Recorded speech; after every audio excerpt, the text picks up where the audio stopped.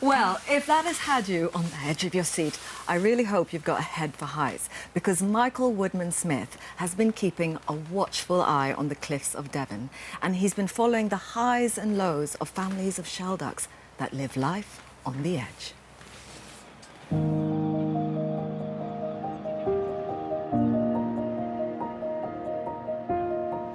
I never thought I would ever in a million years witness a wildlife spectacle such as the one I saw. I'm very lucky to be able to spend quite a lot of time down here in Devon. It was here that I became absolutely fascinated and passionate. I suppose you might say quite obsessive about a particular species.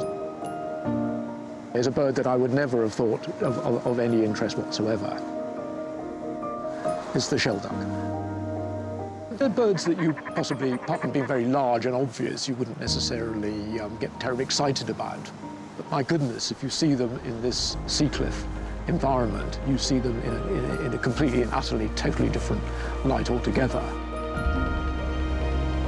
My fascination came from walking here on the cliffs.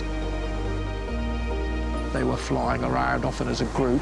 This bird that I'd associated with mud flats and relatively slow, low-level flight, exploring the cliffs, looking at some of these huge burrows that you see on these cliff tops here. It made me answer the question, why are they doing that, and why are they doing that here? I formed the hypothesis that this might be where they were nesting. I found it very difficult to believe to start with, till I saw them actually entering the solid rock of the cliff. If the ducks were nesting on the cliffs, they were taking their young somewhere, probably to a river estuary, marsh, where the crustaceans, the mollusks that they like to eat. Looking at the map, this estuary was up the river, so it was a pretty good guess that this is where it might be. So I came here first of all, and sure enough, an adult pair were there with their chicks. And I thought, right, I know it. I now know both ends of this story. But what I really wanted, I really wanted, was to see them leaving one of these nest burrows and trying to get here every year. I did that for about 4 years until finally I got lucky. On the day the cold front came through, it was windy, it was raining, it was unpleasant. Suddenly, I saw, to my astonishment, slightly down the cliff in front of me, the female with the entire brood. And then she started coming down the cliff. She fell once or twice, tumbled, the young tumbled. One fell right over the side of the cliff, and a crow then chased it down the cliff. They're no more adept at climbing that, really, than I am. They're good in the air, they're good on the water, but climbing down slippery slopes is a very, very difficult thing for them to do.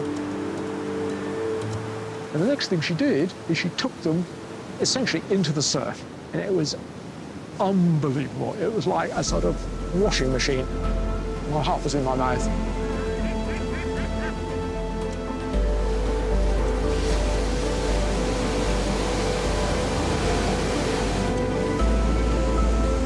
They got to the main departure beach where the surf was rolling in and the crows were flying down, trying to catch them, and she was trying to get them to go out to sea.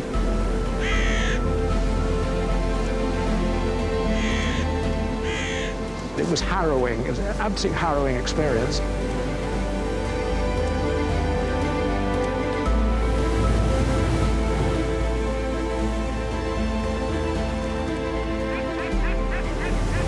It was incredibly frustrating, an incredibly emotional thing to actually watch. I was near to tears.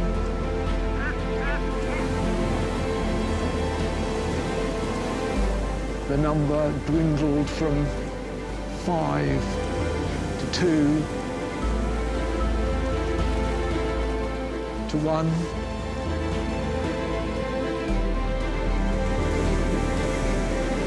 To none. Finally, and she flew to the beach of the cove without any of her young at all, and stood there preening, and she was obviously in a terrible state.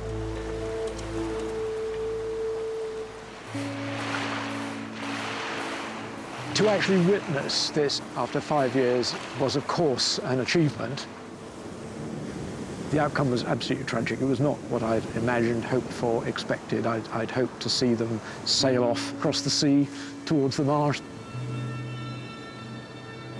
She had no chance with the conditions, basically. The sea state, the waves were just pretty well impossible. I think they just didn't have the strength.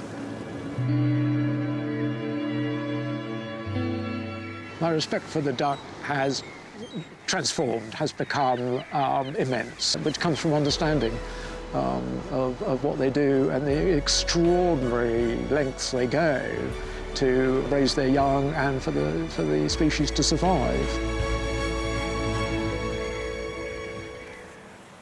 Oh, I've got to say, that is hard watching, and it does tug at the heartstrings, it really does. You are not kidding. I don't think I was the only one sitting on the edge of my seat going, come on, survive. I mean, I just wanted at least one of them to survive.